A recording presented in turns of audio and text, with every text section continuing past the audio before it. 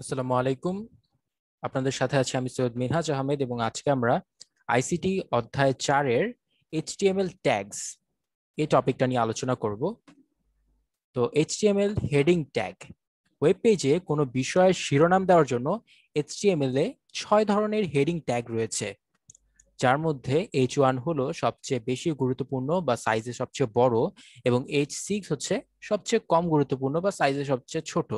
Heading ট্যাগের opening এবং closing ট্যাগের মধ্যে যা লেখা হয় তাই শিরোনাম হিসেবে দেখা যায়। এগুলো হলো এই যে H1 ট্যাগ, এগুলো সরি এগুলো হচ্ছে H1 ট্যাগ, ওপেনিং ট্যাগ এবং ক্লোজিং ট্যাগ। এই বিষয়টা ভালো মতো বোঝার জন্য আমি আপনাদেরকে একটু প্র্যাকটিক্যালি দেখানোর চেষ্টা করব যে আসলে কিভাবে কাজ করে এইচটিএমএল।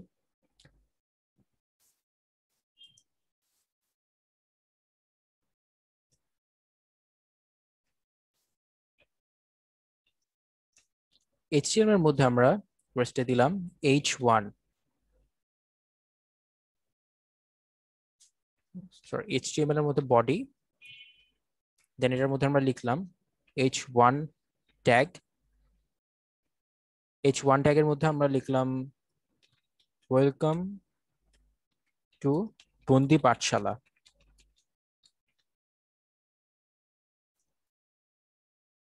এবার এইটা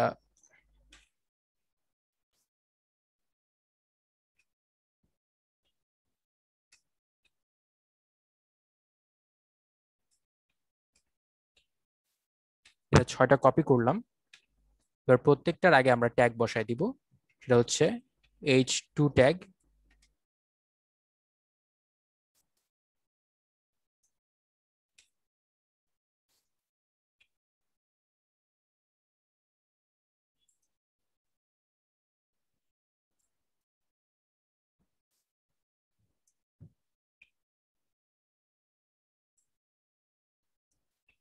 দেন লিখলাম H3 ট্যাগ,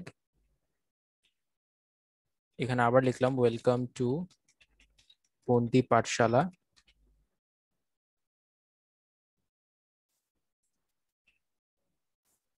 দেন আবার লিখলাম H4 ট্যাগ,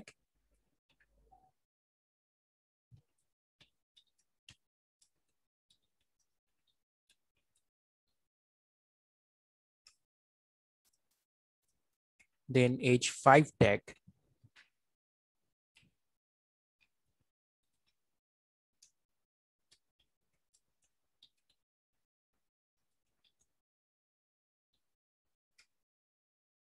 এবার আমরা কন্ট্রোল সেভ দিলাম। এবার দেখো এই ওয়েব পেজটাতে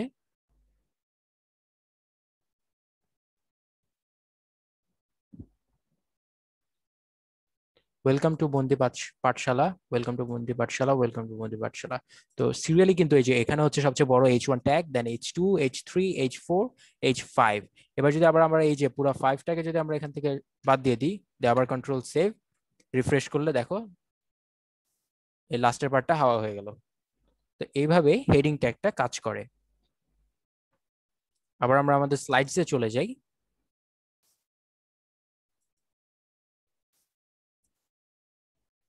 ব্রাউজার গুলো হেডিং বা শিরোনামের আগে বা এবং পরে কিছু স্পেস বা মার্জিন যুক্ত করে। হেডিং ট্যাগগুলো কেবলমাত্র শিরোনামের জন্য ব্যবহার করতে হবে। টেক্সটকে বড় বা বোল্ড করে উপস্থাপনের জন্য ব্যবহার করা উচিত নয়। যদি আমাদেরকে টেক্সট বোল্ড করতে হয় বা বড় করতে হয়, সেক্ষেত্রে আমরা আরো আদার্স ট্যাগ রয়েছে সেগুলো ইউজ করব, তবে হেডিং ট্যাগ শুধুমাত্র হেডিং এর জন্য ইউজ করব। প্রতিটি এইচটিএমএল হেডিং বা শিরোনামের একটি ডিফল্ট সাইজ থাকে, তবে স্টাইল অ্যাট্রিবিউট বা ফন্ট সাইজ প্রপার্টি ব্যবহার করে যে কোনো শিরোনামের সাইজ নির্দিষ্ট করা যায়। H1 থেকে H6 ট্যাগের attributes, attribute align value left, মানে আমরা অ্যালাইন লিখে তারপর কোটেশনের মধ্যে যদি লেফট রাইট সেন্টার বা জাস্টিফাই লিখি তাহলে সেই অনুযায়ী হেডিংটা সেট হবে। এবার দেখো এইচটিএমএল হরিজন্টাল রুলস বা আনুভূমিক লাইন। ওয়েব পেজে কন্টেন্টকে পৃথক করা বা কোনো শিরোনামের নিচে রাখা বা লাইন ব্যবহারের প্রয়োজন হয়, এটি করতে HR ট্যাগ ইউজ করা হয়। এটি একটি এমটি ট্যাগ। এমটি ট্যাগ মানে যার কোনো ক্লোজিং ট্যাগ নাই, সেটাই এমটি ট্যাগ।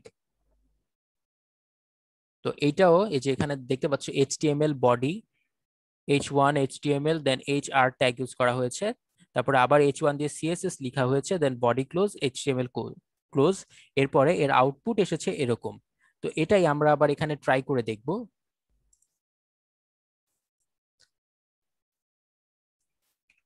আমরা যদি ট্রাই করি, দিলাম H1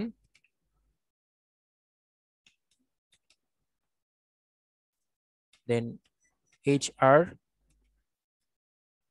তারপর দিলাম আবার H1 ট্যাগ দিয়ে CSS।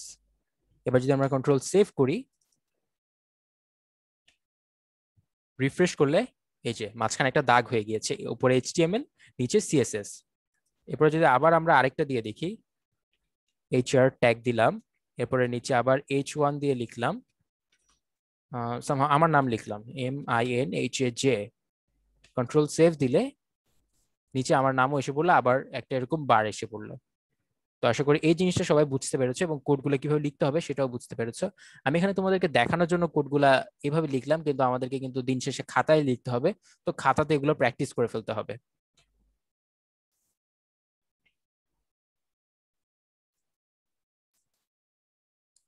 এবার আমরা দেখব HTML প্যারাগ্রাফ ট্যাগ। ওয়েব পেজে কোনো তথ্য প্যারাগ্রাফ আকারে দেখানোর জন্য প্যারাগ্রাফ ট্যাগ বা পি ট্যাগ ব্যবহার করা হয়।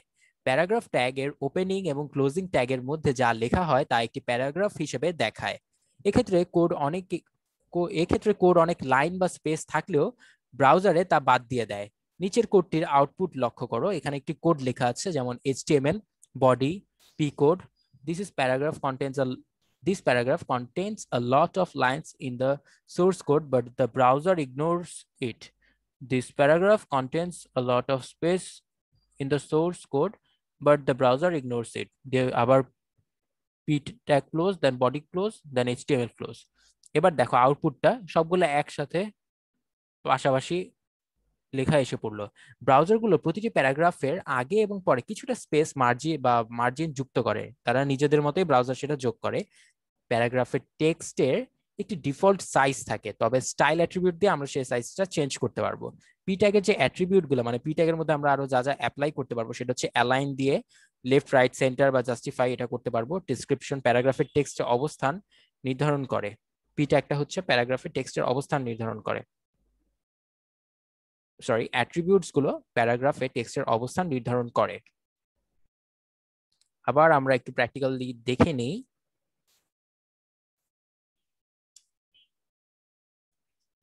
পি ট্যাগ দিলাম, এবার এর মাঝখানে লিখলাম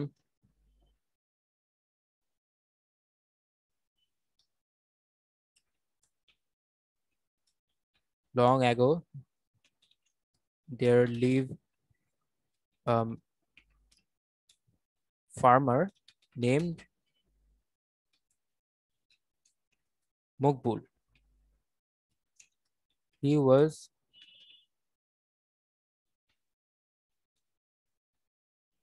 very happy with his family.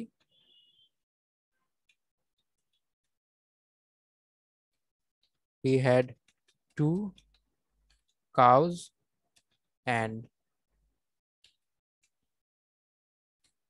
8 goats.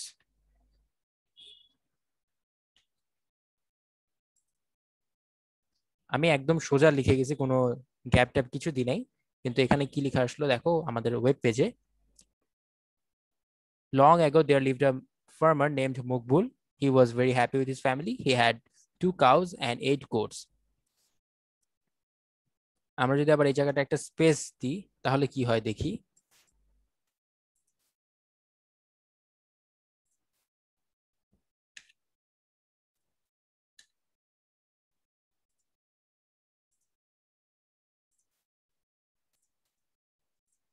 Space দেওয়ার পর লাইনে কোনো চেঞ্জ আসলো না।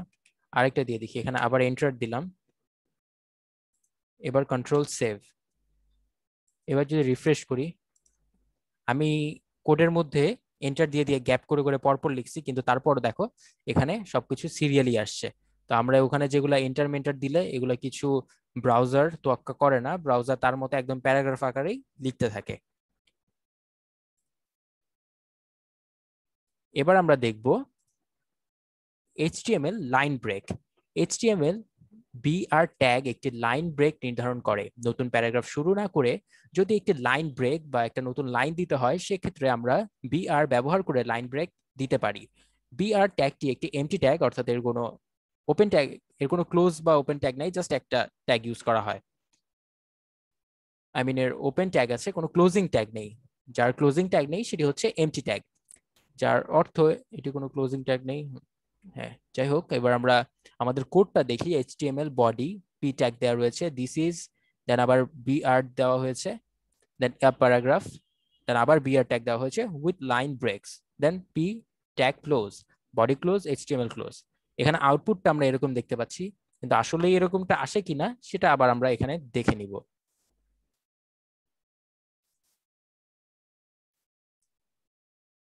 একটু আগে তো আমরা এই যে টাইপ করলাম, কিন্তু কোনো রকম গ্যাপ আসেনি, ব্রেক আসেনি কোনো লাইনের মধ্যে, পুরোটা সিরিয়ালি এভাবে আসলো।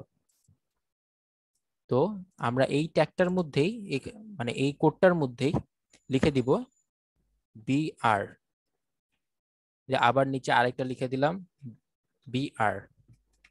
এবার যদি কন্ট্রোল সেভ দেই, এবার দেখো এই যে যে জায়গাটা বিআর দিছি, বিআর দেওয়ার ট্যাগটা দেওয়ার পরেই লাইনটা নিচে এসে পড়ছে। আবার এখানে বিআর দিছিলাম দেখে আবার এই লাইনটা নিচে এসে পড়ছে। এই যে long ago there lived a farmer named Maqbool, এবং এখানে বিআর ট্যাগ হওয়ার কারণে এই জায়গাটায় লাইন ব্রেক করে পরের লাইনে এসে পড়ছে। সুতরাং আমরা যদি এন্টার মেন্টার দিই তাহলে কোনো কাজে লাগবে না, আমাদের লাইন ব্রেক করতে হলে বিআর ট্যাগ ইউজ করতে হবে।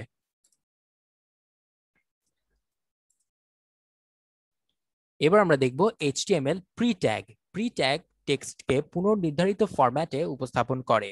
প্রি ট্যাগের অভ্যন্তর টেক্সট একটি নির্দিষ্ট ফন্টে সাধারণত কুরিয়ার প্রদর্শিত হয় এবং এটি স্পেস বা লাইন ব্রেক উভয় ঠিক রাখে।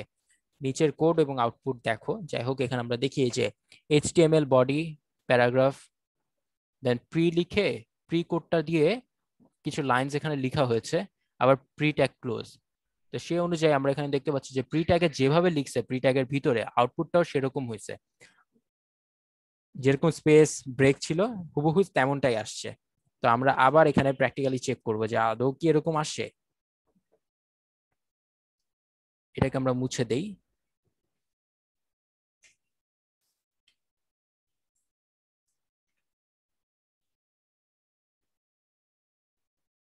এখানে আমরা লিখলাম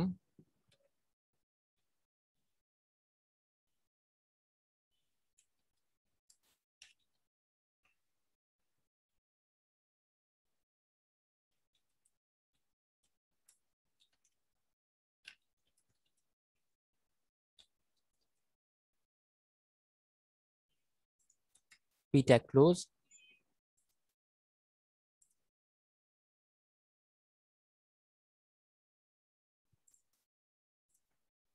এরপর আমরা প্রি ট্যাগ ইউজ করি। এবার প্রি ট্যাগের মধ্যে এবার আমরা আগের জিনিসটা লিখি, লং আগো দেয়ার, একটু অনেকগুলো গ্যাপ দিলাম, lived a farmer, then break, আবার এন্টার, 2 লাইন আমরা গ্যাপ দিলাম, গ্যাপ দিয়ে এখানে লিখতেছি the farmer was very poor. আবার 3-4 লাইন গ্যাপ দিলাম,